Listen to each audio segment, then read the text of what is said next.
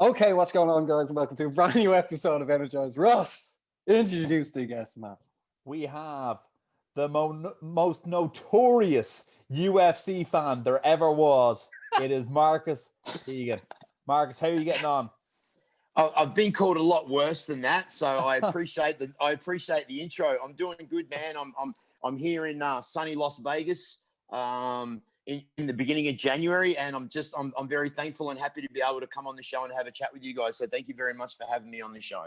No worries. And I'd just like to say to everyone who is watching at home or listening on Spotify or whatever app you do use, Happy New Year to you guys, and thanks a million for supporting us throughout 2020. And let's have a great, fantastic 2021. Marcus, thanks a million for coming on.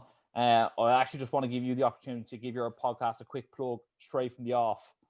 Well, there you go. Las Vegas's newest sports and entertainment program, What Happens Here podcast, as we're interviewing some of the biggest names in entertainment, mixed martial arts, boxing, and just a great round conversation with some really, really interesting people. You can find us on Spotify, iHeartRadio, Apple Podcasts, YouTube, on all social media platforms. All you got to do is just look up What Happens Here podcast with Marcus Deegan. That's me, the crazy Australian guy that you've seen around the internet for the last few years. Thanks for the opportunity to give the podcast a plug. I appreciate it. No worries. Well, I'll tag you down in the comment section. I'll pin you as top comment, so make sure to check it out and leave a comment and subscribe if you're new to the show. Marcus, where does this all go? Like, how do we become friends? We've been friends a couple of years now online, and like through the power of Zoom, things like this are now possible. It's 7:30 here in Dublin. It's 11:30 in Vegas. Like, Ross, do you even remember how this all started? This beautiful friendship between the three of us. Well, I'll tell you, we definitely noticed Marcus breaking the internet, and in the face of every newspaper, he was the most infamous Conor McGregor lookalike of all time. Yeah. You know, you've been to all McGregor's fights in the US as far as I can see. Did someone just tell you look like Conor McGregor, and then you were like, "Oh, I'm going to run with this," or what way did it go down, Marcus? So it's so funny how it kind of went down. Is that I used to dye my beard a lot darker than my natural hair color, which is light. Been there, done that. Yeah, you know what I mean? And you kind of look like Action Man after you fucking dye your beard black. You look like Action Man. It just looked completely unnatural. And my lovely fiance said, "Why don't you dye it your natural hair color, like light brown blonde?" And I was like, "All right, well, I'll give it a go." So we dyed it that color. And literally from that day, when I dyed that beard from black to reddy blonde, that was it. It was as simple as that. I never planned on trying to imitate or look alike or any kind of impersonation. It completely was not even in my concept. It literally happened naturally. And then of course I did run with it. And run with it, you did. You ran with it. You know, you did a marathon with it. It's one of the greatest mark employees I've ever seen. You know what I mean? Take the hottest person in sports entertainment, and you know, I suppose that what they say is imitation is the most sincere form of flattery. You know what I mean? And you know, you ran with that shtick. Yeah. So the thing is that what a lot of people don't understand, which is why I like to come on these platforms and have a chat, just to kind of explain myself and who I am as a man and as a person. A lot of people, you know, when you do this kind of thing, you get a lot of hate and you get a lot of bullying and you get a lot of shaming and you get a lot of threats. A lot of people think that you're mentally unstable and that you're trying to be someone that you're not. You're trying to make money or run off someone else's success. What they don't understand is that I'm a performer. I'm an actor. And it's like Michael Keaton doesn't walk around thinking that he's Batman all the time. He just played the part. And the reason for me playing the part was obviously to get the attention from Conor, but also to enhance my experience at every McGregor event that I went to. I mean, just think about it. I walked into a McGregor event and I was immediately surrounded by hundreds of fans wanting to take a photo with me for nothing more the fact that I looked like this guy. Now, it didn't matter who I am or what I do. Just think about, it shows you the power of Conor's celebrity. When a lookalike, right? When a 50-year-old lookalike By the way, incredible shape for a 50-year-old man. Yeah, you're looking great. It's the Aussie genes and the Irish genes. The Irish and the Australian genes, absolutely. But just to show you that, and then all of a sudden, the UFC is using me in promos. Then all of a sudden, I'm getting phone calls from Ireland saying, "Do you realize that you're in Conor McGregor's documentary?" And then I'm getting the Irish Sun, and they're calling me, and people are wanting to do all these. And to me, honestly, guys, and to everyone that's listening, it was just a crack. It was just for a crack and for a bit of fun. However, it exploded into this entity that I couldn't go to any events anymore without security because it was just too dangerous for me and my girl. Not only when there's the fans that didn't like me, but the fans that did like me were you know what I mean? When you're getting surrounded by that many people, it became a little bit unsafe. It served its purpose. It got me the recognition that I wanted to be able to reach out to fighters, managers, people in the industry to come on my podcast. Yeah. So it was kind of, I knew it was going to go somewhere. I wasn't entirely sure where that whole impersonated thing was going to go, but I knew it was going to go somewhere, and it's worked out perfectly. I think you did such a good job of building your own brand and then building the business off the back of your own brand. It's a bit like, I don't know if you're going to get this reference, but Baz, do you remember we had the lads from California on? And then they were on this reality TV show. It was a bit like Jersey Shore, except the Irish version of it. It's the easiest way to describe it. Yeah. They knew they were going on, I think it was their second or third season, and they got these t-shirts made and it said "Go Gym" on it, right? Yeah. Because they knew that it was going to air in about 4 or 5 months' time. And Go Gym was not a thing. But then by the time that aired, Go Gym was a thing. And like people started going to their gym, and now they have 2 gyms. So they actually have a franchise now. Yeah, they have a few and gyms. Like that's what your story reminds me of. It's like you went with the shtick, you marked yourself to the helm, and then you built your own brand and your own business off the back of it, which is an incredible thing to do. And it's moved on to other things for me, like now being affiliated with Proper 12 Whiskey, the only podcast in the world to have any affiliation with the world's #1 selling whiskey. That all came part and parcel from, what I did with the whole impersonator thing, which led into the podcast, which led to the affiliation with these guys, which therefore gives me the credibility of, being someone that has verification in this industry, in this media industry that so many of us are trying to break into, you know what I mean? And I don't claim to be any expert on any subject.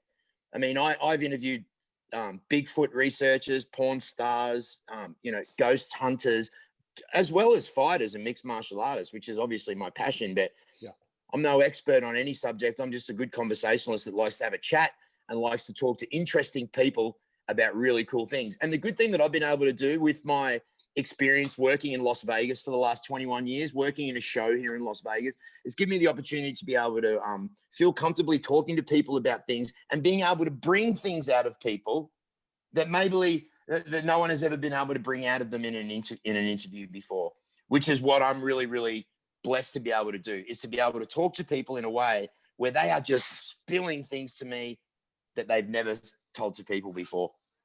Yeah, I like the way you've progressed doing your show as well. From you had like a small studio, now you've incorporated with more people coming in and having like some of the most well-known MMA fighters in the world on the show as well. It's brilliant to see, because like we've been following each other for so long. It's great to see your journey. I can't wait till like myself and Ross can, like, once we get out of COVID, we can start having people actually physically in the studio as well. It's something to look forward to. But I think what you guys have been doing, it was definitely a platform that I looked up to and looked at before I was doing this at all, and thought, actually, got inspiration and momentum from what you guys do. Seeing, the great job that you guys do. I know that's a lie, but I appreciate it. Absolutely not. Absolutely not. Anyone that I've been speaking to in this industry for the last few years, which is, you guys, and a few other little podcasts here and there, but primarily, Energized, are definitely inspirational for me. And the fact that you're Irish, so we're home countrymen as well. I just think you guys are doing a great job, especially during this fucking era of COVID, keeping everyone informed and talking to all these great guests. I loved your interview with Owen Roddy. I loved your interview with Artem. I've loved all of you. I think you guys do a great job. We didn't. We haven't had Artem on the show. We will after this. We will have to do. We had Owen Roddy on. We do. Yeah, we'll get his number off. We'll get his number off you. We loved your interview. Okay, with Artem. absolutely. Oh, there you go. Artem, can you hook up these boys now? Because I fucked up there and made a mistake. I knew it was one of you. I knew it was one of you crazy Irish bastards. But yeah, no, we can work that out for you guys. I knew the compliments were too much, but yeah. But Marcus, like obviously when you first got into looked like Conor around what sort of stage where people really honing in on you? About 2015. About 2015. No, because I came across this headline in an Irish newspaper from November 2016 when you turned down €25,000 to prank Jose Aldo in South America. We may as well talk about that for a sec. What a journey it's been since that knockout of Jose Aldo, and then that 25,000 is that a true story? Yeah, that's an absolutely true story. The thing is, what's strange is the more popular that Conor got, the more popular that I got. Yeah. That's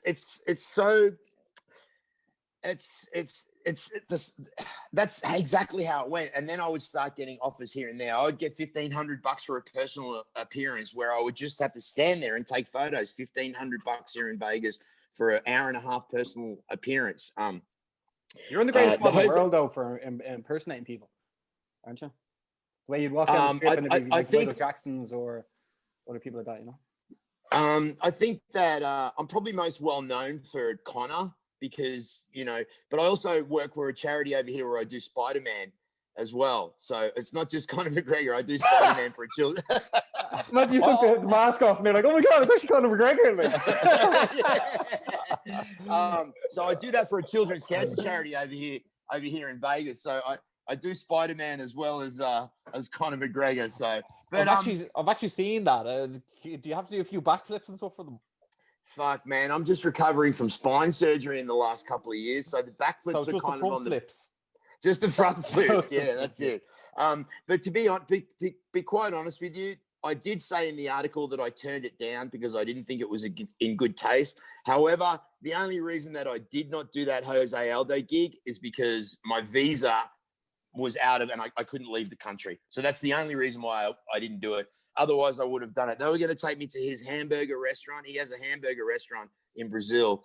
They were going to rock up with like full camera crew, limousine, security, and yeah. But yeah, I wish it had happened. The €25 would have come in handy. Yeah, €1,000. Yeah. Well, like how's it felt to have been part of that rise? Like no one could believe the Jose Aldo thing, but then to go on and on and on, and then the Mayweather stuff, and then to go on and on, the proper 12 whiskey. Like, it's unbelievable, isn't it? Yeah. And once again, as I say, I really owe a lot to Conor and his team because it's pretty much because of them that I've been able to, feed myself for the last few years and to be able to get the recognition that has given me once again the opportunity to do this podcast, which is what I'm doing, which I'm very proud of at the moment and looking forward to bouncing back into this year with some real big interviews. And Marcus, tell us this. When was the first time you actually saw Conor McGregor and which was the actual first fight you went to? The first time I saw Conor McGregor was when he won his second title in Cage Warriors. Ivan Bunch. And then and I was actually just looking at that fight again the other day, which was just a masterclass from back then. And then the first Conor fight that I went to was, I believe it was Dustin Poirier, the first fight. Yeah, UFC 178. And it's almost come full circle now. What the hell's that? How good's that? I don't know. I think like we had Dylan Moran on last week, who's sparring Conor McGregor ahead of UFC 257, and he was saying he believes stuff like this is meant to happen. So like, it gets you thinking really, like things are meant to happen, No, absolutely. And it's also what you put out there as well. What goes around comes around. You always hear that story, things go full circle in the end. The full circle, it's funny now that I'm the unofficial part of Team McGregor, I can't ever see myself doing the McGregor impersonation again. It's not something that I believe that I would do again. I think it's something that page has been closed and I have to evolve.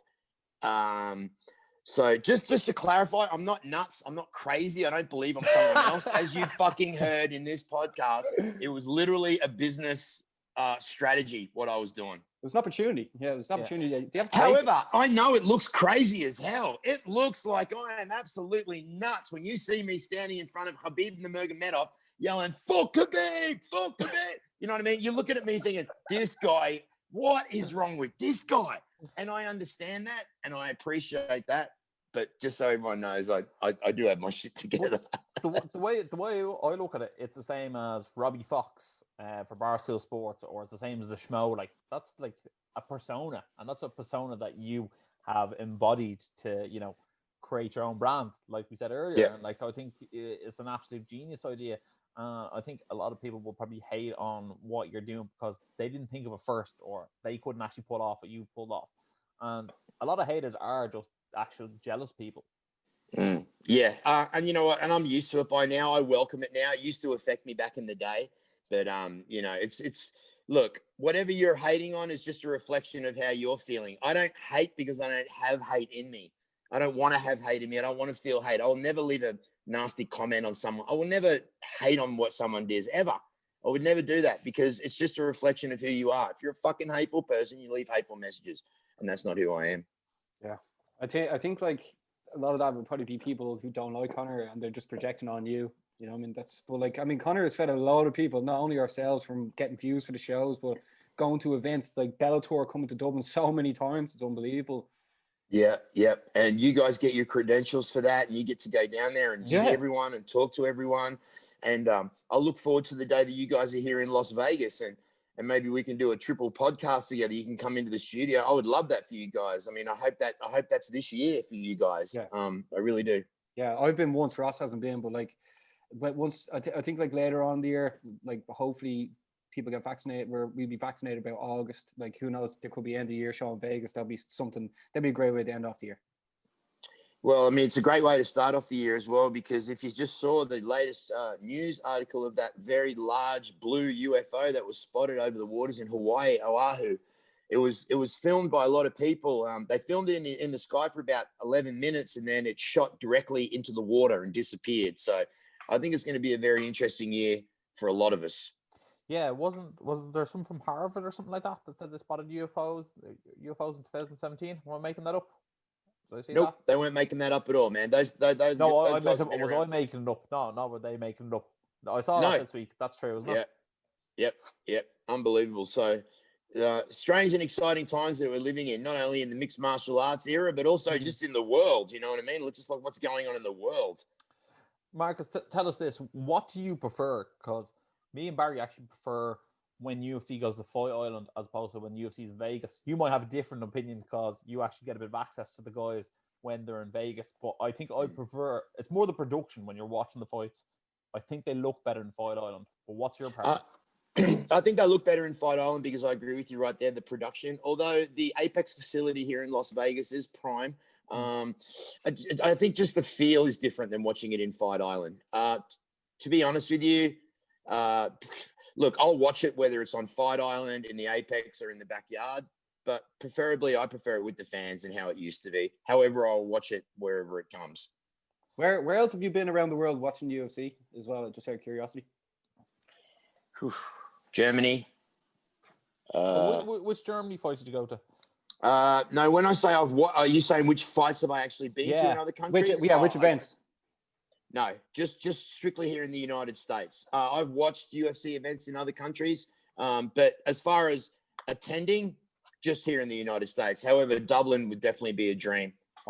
Dublin was meant to have Darren Till, Robert Whittaker, and that fight. I know, man. Yeah. That was actually my birthday weekend as well. That we were ready to go. Mate. Man. Yeah. Well, I you know what, brother? I know what I mean. It was my 50th birthday this year, and we had to cancel that as well. Yeah. So yeah, but hey, it is what it is, brother. Yeah, who knows what happened. It's a bit devastating. We were at UFC 217, Bisping versus George St. Pierre. From watching fights, like George St. Pierre was always my favorite fighter, and like to get to go see him was incredible because I'd seen Conor in Dublin, if you know what I mean. So I was like, seeing him. So like you're sort of like checking off people you need to see before you die. So I suppose you'd be pretty excited at the fact that George St. Pierre is being brought up in the media a little bit lately, and that Khabib has said that he would maybe possibly come out of retirement for George St. Pierre. Do you think that that's a fight that you would prefer to see over Khabib and Conor, or do you think that that would just be something, just that for the fans? What would you guys prefer? Jeez, that's like asking you, do you want $1 million in a yacht or do you want $2 million in a Ferrari? You know what I mean? Like, yeah, I'll take either or. You know, to be honest, personally, I feel like Conor didn't give the best of himself in the first Khabib fight at UFC 229, and I'd love to see them rematch. Also, by far, he's given Khabib the best fight of his career. On the other side, I suppose you look at people who are considered for the GOAT status, you know what I mean? Khabib and GSP both are sort of unblemished on the drug use side of things. So I'd also love to see that as well. So like, can we just get Khabib back for 2? No. yeah. Let's get him back for 2. All right. Let Conor smack the head off him, and then just throw him in there and let George St. Pierre have a go. But I was a little bit disappointed that Khamzat's out. I don't know what happened there. I was really looking forward to that fight. And I believe that Kevin Holland has agreed to step in, right? He offered to step in to fight Leon Edwards, but I think that's the new Khabib versus Tony Ferguson. I think they're moving that one to February. And then I think Kevin Holland's going to fight in March against Derek Brunson. So, but who knows? Who knows? If someone pulls out from between now and March, Kevin Holland might step in. He's the new cowboy. Yeah. And anything can happen. And then of course January 16th, Holloway versus Qatar. That's another one that I'm really excited about. And then followed up by the next weekend will be the Conor fight. So January is going to be a really good month for fights. So I'm really looking forward to seeing what's happening. I really enjoyed Ryan Garcia's performance last Saturday. I think that he has now solidified himself as one of the top contenders in the game. Obviously, the kid is 19 and 0 with 17 knockouts. He'd never been clipped. He'd never been dropped. He'd never been rocked. He got dropped with an absolute cracker of a shot and put him down. And I was actually just... that was the pinnacle part where every fan, boxing fan, combat sports fan around the world was looking at, does this kid actually have it? Can he cop a chin check and get up from it? He did. He prevailed, and then he ended up taking the fight with the knockout with that beautiful, devastating body shot. With the guy still pissing blood today, I'm telling you now. Marcus, I'm not going to lie to you. Going into that fight, I was like, this is either make or break for Ryan Garcia. Like, is he a YouTuber? Or is he a world-class boxer? Yeah. And now he's after putting himself in what I call a semi-final bracket. There's Gervonta Davis, Ryan Garcia, and Tank. Yeah, Lopez and Devin Haney. They're the top 4 boxers in that weight class now. Like, it's funny to think that Lomachenko is also in the same weight class as those guys, and he's now like pushed out of the top 5. These 4 guys are undefeated. I want to see 2 of them face each other, and then the winners fight each other there as well. Yeah. I would absolutely love to see that fight happen. And isn't it just crazy how someone with a 19 and 0 winning streak, 17 knockouts, can be judged on that last fight that they just had? It kind of pushes all that achievement out of the way. And let's just bring it down to this one. Is he going to get up from that punch? Is he going to get... And I'll tell you what, man. He did, and he proved his warrior spirit right then and right there. I must say, I watched him do what's called. I think one thing that made me unsure was I don't know if you've seen Francis Ngannou put on the Gymshark body bag. I saw that. And then Ryan Garcia was punching him, and Ngannou was laughing at him as he punched him. Now, obviously, Ngannou was an absolute freak, but I was like, I wonder how hard he does hit. But obviously, those body shots are nothing to mess with. Obviously, Francis. No, they're not. Well, has a granite body, granite chin. Granite body, granite chin. Absolutely. Anyway, fair play to Ryan Garcia. I'm very happy about his win, and I'm looking forward to seeing the next tests that are going to be put for him. Obviously, Conor McGregor and Dustin Poirier is coming up on January 23rd. The well-awaited rematch. Both of these guys obviously have stood in front of each other before. They were a lot younger back then. Conor had the ability to get into Dustin's head. I don't think that's possible right now. However, after the last fight that they had, that doesn't leave your mind. Dustin knows that Conor can put him away with one shot easily. They have both progressed as fighters. However, in my opinion, I believe that Conor is still the superior athlete, and it will be a result. I think it'll be quicker than the Cowboy fight. I think that people are going to get shocked and realize that it's going to be done even quicker than Cowboy was done. Well, let's look at it here, lads, right? Conor McGregor faced Dustin Poirier back on September 27, 2014 at UFC 178. This fight's obviously going down on the 23rd of January. Yeah. I think the best way to go with the rest of this show now is like, let's sort of give exactly what we think will happen, and then where we think both fighters will end up around the summertime, because like a whole year is probably too much to guess. So like, obviously both lads facing each other again. Obviously Conor won by TKO in the first fight. Marcus, we'll let I know you sort of gave your 2 cents in this, but what do you think it's even possible for Poirier to look in the mirror and actually believe he can win this? I believe that he can look at himself in the mirror and believe that he can win that. Whether that's going to happen or not is a completely different story. I just think that psychologically, once you've been cracked and dropped so easily, that is a disadvantage that you have. That's a disadvantage, a psychological disadvantage that you have, because that doesn't leave you. It doesn't matter how much you've advanced. I think that doesn't leave you. Fair play to Dustin. He's an incredible fighter. I love watching Dustin Poirier. I love what he's about. I love his family side. I love his charity work. And I just think that he's a real class act. But unfortunately, I think he's going to be outclassed. Ross, what about you, man? Do you think that Dustin can look in the mirror and actually believe he can win this, and actually believing in himself?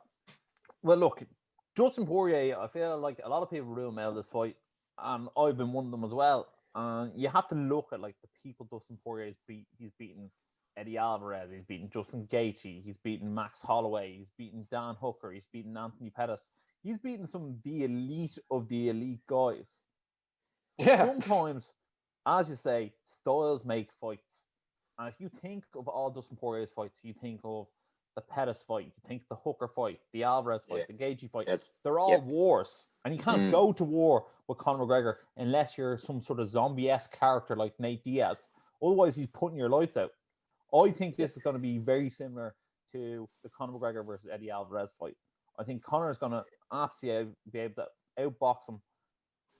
Poirier's going to throw. Conor's not going to be there, and he's going to make him pay every time he misses. And like Marcus said, Conor come out and try and steamroll him. I've never seen a faster starter in MMA than Conor McGregor. Every single time. Last time he came out and he threw a check hook kick at Poirier's head straight away, and he nearly caught him with it and all. Yeah. I wouldn't be surprised to see him do the same thing. What is it, 6 or 7 years later down the line?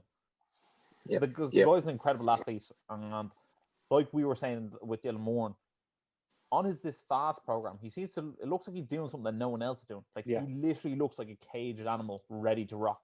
Like his physique is so much different to his opponents that is frightening. Did you see that comparison shot that they had of Conor? I think it was like Conor before the Khabib fight, and then Conor before the Dustin Poirier fight, and they showed the two comparisons of his physique, and he just looks like a completely different human being. He looks like an Irish gorilla, like some kind of, like, his physique is definitely, and that's what happens with guys when they hit about 32, 33. That's when their physique really starts to kick in as a man and really starts to. 2 years ago, Marcus. Mate, you're looking so. Look, I hope you got permits for those guns. Let me tell you. But do you think Conor McGregor did what Mike Tyson was basically recommended to everyone? He licked the toad, got recentered, and then went on his jersey again, Yeah. Well, you know what? I think it takes a little bit of maybe a little bit of a downfall for you to realize that, hang on a minute, I've got to pick this shit back up again and become, you know what I mean? Everyone has their ups and downs. And I think after Conor had that little bit of a down, he's just proved who he is, because it's been nothing but up since all that bullshit that went down a couple of years back. Yeah, lads, I'm going to call it now.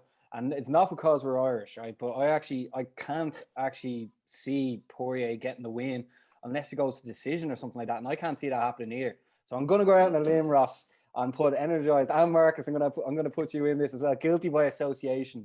I think Conor McGregor is gonna win this 100%, and like I'm willing to put whatever I have really on it. I'm not gonna lie. I think Conor beats Poirier handily. I think he beats Gaethje handily. I think he beats Hooker handily. I think he beats Chandler handily. I think he beats Ferguson handily.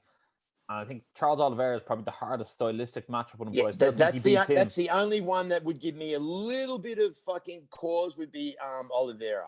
Yeah, he's so good on the ground. Yep. He's so good on the ground. But like, he's the only one who I'm like, if you can manage to get the cut. But like I was saying to Dylan, and we said a few times, every time an MMA fight starts, it starts on the feet, and Conor McGregor has the advantage. And once it's on the feet, Conor McGregor has the advantage, and I'm going to back him to win.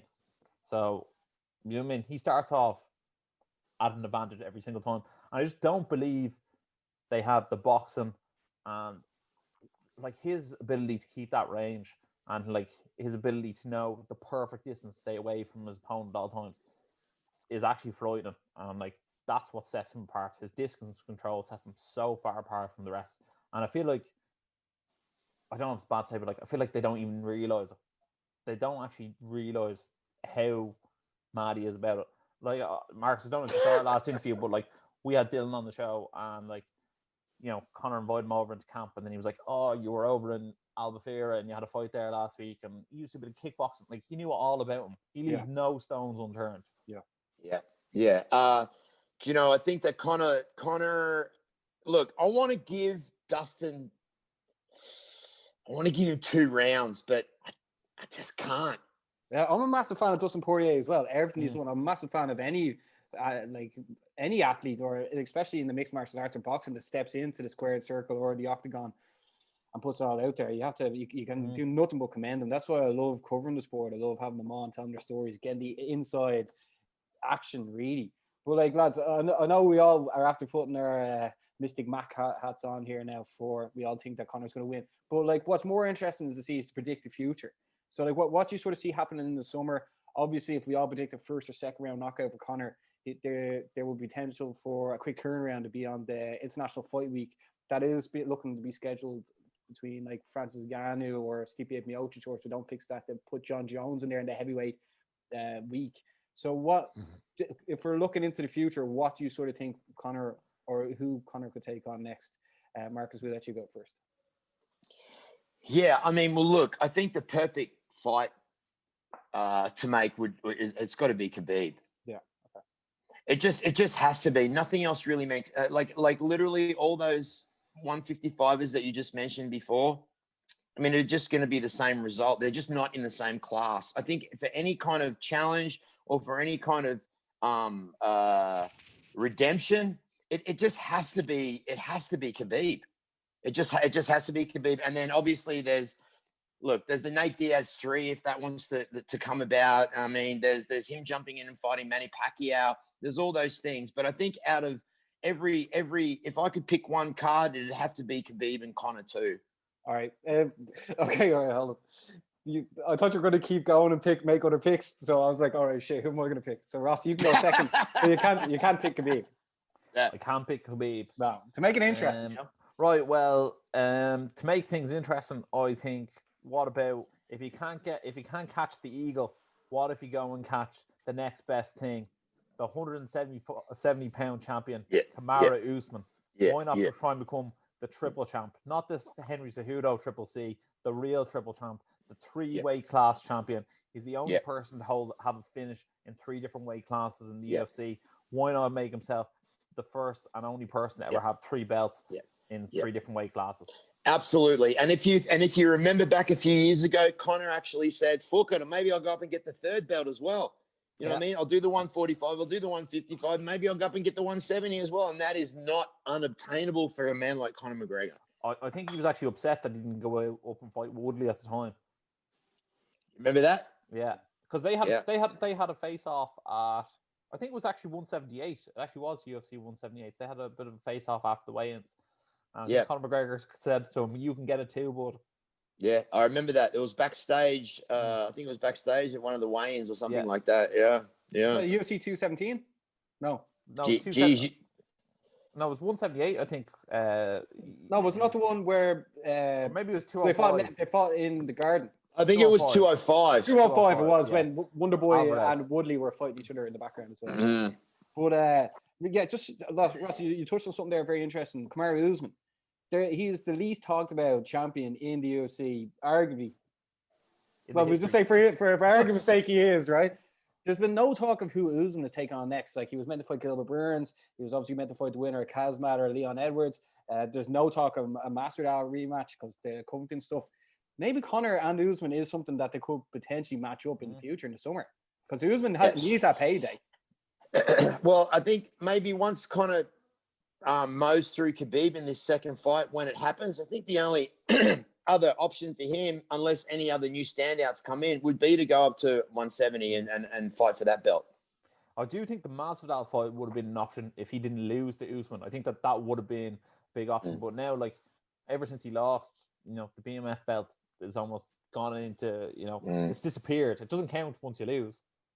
There's a funny story about Masvidal, actually. He was at one of the casinos here in Las Vegas, and I was in my full Conor garb, and I kind of strutted up to him in the casino and was immediately surrounded by all of his boys. They thought I was the man for a second, and then once they realized that I wasn't Conor, they kind of eased up a little bit. But yeah, they all kind of flexed up when they saw me approaching Masvidal dressed as Conor. Well, in fairness, he doesn't seem like someone that you can have too much of a laugh with. I mean, he sort of has to almost like welcome you into a circle and then go, okay, it's okay. We all see that 3-piece on the soda. Yeah, that's it. Absolutely. Lads, I'll go if there is a potential matchup for Conor in the summer. I think I'm going to go Justin Gaethje. I feel he'll fight Oliveira, beat Oliveira, and then if Khabib vacates the title, he'll fight Conor versus Gaethje for the title in the summer. That's the only thing I can really predict. The Nate Diaz thing doesn't really get people's tails. Not anymore. Do you think that's ship sailed now? It could happen in the future, but like Conor would probably be like, you know what, I'd rather fight Jake Paul for 50 million rather than Nate Diaz for 8. Yeah, well, let's talk about that. Let's talk about that for a second. Now, what's the deal with that? Do you guys agree with these kind of fights with celebrities fighting professional boxers? You've got Logan Paul fighting Floyd Mayweather. Have you seen the size difference between those two? Like, how could that even be allowed? Have to happen?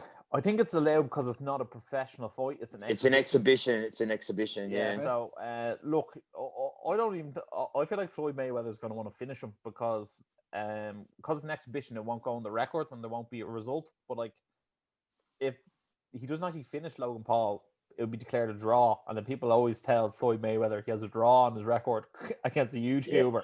Yeah. And then in terms of Jake Paul, like, I do have quite a lot of respect for his hustle and like his ability to get his name mentioned time after time. But like, I do feel like going after Conor McGregor's misses, that's not a man you want to be saying that to. I think there is lines to cross.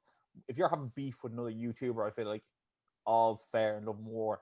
But when you're trying to call out one of the baddest men on the planet and like you're insulting his missus, that doesn't sit well with me. It just drops the class level of it a little bit, I suppose. But you got to remember, Jake Paul's young, and he's probably doing the smartest thing that he could do. Yeah. I mean, as disrespectful and as dickish and as cringeworthy as it sounds, he's fucking smart, man. He's calling out the biggest name in the business, and that's what you do. You go for the big names, and then everything else comes after that. Yeah, well, his brother just got to fight with Mayweather, as he said. So he was like, right, how do I beat Mayweather? Yeah. Conor McGregor. That's the only thing that came into his head. Is either that or calling out Drake. Does Drake fight, does he? Do you know what? I heard or saw he hits pads with Kevin Hart's trainer. But who knows what could happen in the future? But this is only the beginning of like everything. And supposedly Ben Askren might be stepping in to fight Jake Paul, but that's gone quiet. Yeah, Jake Paul's also asked Michael Bisping to fight him as well. So like loads of shit's going to go down. I think that would be a terrible idea if he fought Bisping. I don't think that would end too well for him. Yeah, Bisping said he'd take it if he accepted the money. If the money was right, but like who knows? Just like everything happens every day. Even like now, Chandler's fighting Hooker as well. Two lads you haven't met either. You know. There's a question for you lads. UFC 257, week before the fight, Dustin Poirier pulls out. Who do you want to see step in, Chandler or Hooker? Ooh, good question.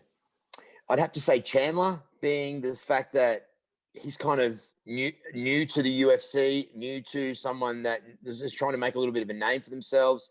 And I think that him going up against, I think that'd probably be the best out of the two. I think I don't know which is the best, but I agree with Marcus's point that like Dana might be like, right, we'll get Chandler in there, Conor will knock him out, and then it'll like show how ahead of the game UFC is compared to Bellator. The way you try to do it with Robbie Lawler and Ben Askren, but that went a bit pear-shaped. Yeah, lads. But like Marcus, like obviously all the MMA action, especially UFC, is back next week with Calvin Kattar taking on Max Holloway. Like how excited you're Ross's mate. Ross actually gave him a tour around Jameson in Dublin. But Marcus, like how excited are you for this year, knowing that like we just came off Foyle and knowing like Conor's back, that changes everyone's views and counts and likes and engagement and everything. Like how excited are you? Yeah. I didn't even celebrate Christmas on the 25th. I'm celebrating it on the 23rd of January because I know that like listen guys, you guys are the same as me. Yeah, we love Conor and we're Irish and Conor's our guy and we love Conor, but we love mixed martial arts. We love it when there's big fights on, but for some reason, and this is why this guy is so popular, when Conor McGregor is fighting, you get that different feeling. That different excitement, the atmosphere is different. The fans start coming out left, right, and center. The promos start coming out. Then all of a sudden, that sets off the year for a great year of entertainment in the world of mixed martial arts. Starting the year off with a big Conor McGregor fight, man, I'm so excited. I'm pumped. Why wouldn't I be? He's actually he's the only fighter I get nervous for. Like, yeah, you know what? The thing that I hate that when you become emotionally invested in a fighter and your hands sweat and you're standing up and you're pacing and you have butterflies, does that ruin the experience a little bit or does it enhance it for you? Because my anxiety's through the roof. You know what? Probably when you're watching it, it like ruins a bit, but then when he wins, it makes it all worthwhile. I think that's the best way. But he's the only person I get nervous for because like I feel like so much is riding on when he's fighting him. Like, oh my God, like you better win. Do you think the Irish pride, and because you're Irish, that you feel that that's a big responsibility carried on Conor's shoulders as well? Like he's fighting for all the Irish. He's putting all of you guys on the map. Well, like it's changed over the years, Ross, hasn't it? Like everyone, like at the beginning, like it was like a massive wave, and then it went down a bit, and then they all hated him, and then they loved him, and then they hated him. Yeah. Well, like everyone's gonna be watching no matter what. Like on 23rd, like it's just it is what it is, you know. Everyone's watching. Like my mom would never watch a fight in her entire life, but she might watch Katie Taylor or something like that, just because she's a girl and everyone in Ireland loves Katie Taylor. But like you can guarantee the week of the fight, my dad will ask me 3 or 4 times is he going to win it. My mom will ask me once or twice, and they won't ask me any other fight throughout the rest of the year what's going to happen. But when he fights, they'll be like, "What's the story?" If you having proper 12 in your cereal, like it's so funny because all the fans message me and say, "Hey, how's this going to happen?" It's like, mate, I don't know how it's going to happen. It's going to happen how it always happens. But around this time of the year is when my DM box gets blown up right now. But it's fun. It's fun, and I love interacting with all the Conor fans. I always try to message them back if I can. I always try to say g'day or whatever. And I've done a couple of little personal videos for people in the past, but I just love the camaraderie and the combination of when all the Conor fans come together when there's a Conor fight. It's just really endearing. I love it. It's like a Super Bowl. Yeah, and then everyone becomes an expert that week as well. Yeah. Well, They do. Well, Ross, like obviously we're after like covering everything. Is there anything else you really want to cover before we wrap things up? No, I just want to say again, like thanks again to everyone who supported us in 2020. Thanks a million, Marcus, for coming on the show today. We've been following each other for such a long time, and it's great to have the Prince of Proper 12 in the building. Yeah, next time we have to do this in Vegas as well. That'd be amazing. Yeah. I just want to say, guys, thanks very much for having me on. I really, really appreciate it. It's actually, I haven't been a guest on a podcast for a while, so it's kind of good being on the other side of it. So I do really appreciate it. No and moving forward, let's look forward to a great year of sports.